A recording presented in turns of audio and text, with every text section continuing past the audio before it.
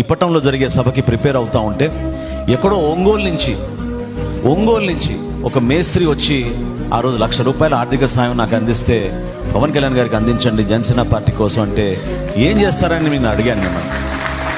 అంటే ఇట్లా చిన్న మేస్త్రి పని చేసుకుంటూ ఉంటాను, నా దగ్గర 10 మంది పని చేస్తారని చెప్పారు.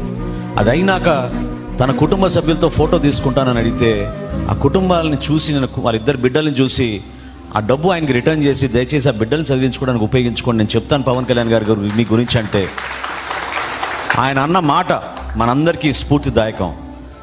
ఈ విధంగానే పార్టీ కోసం ఎంతమంది కష్టపడి పనిచేశారో మీరు గుర్తు తెచ్చుకోవాలి.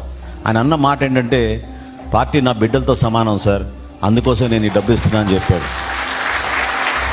ఒక చిన్న కుటుంబం, అంత స్మాల్ బ్యాక్గ్రౌండ్ నుంచి కష్టపడి వచ్చిన వ్యక్తి ఆ రోజున ఇప్పటం సభ 3 సంవత్సరాల క్రితం మనం నిర్వహించినప్పుడు ఆ సభ విజయవంతం జరగాలని ఒంగోలు నుంచి ప్రయాణం చేసి వచ్చి కుటుంబంతో మన పార్టీకి సహాయంగా నిలబడ్డాడంటే మనందరం కూడా ఎంత స్ఫూర్తిదాయకం దాన్ని తీసుకోవాలో మీరు ఆలోచించండి.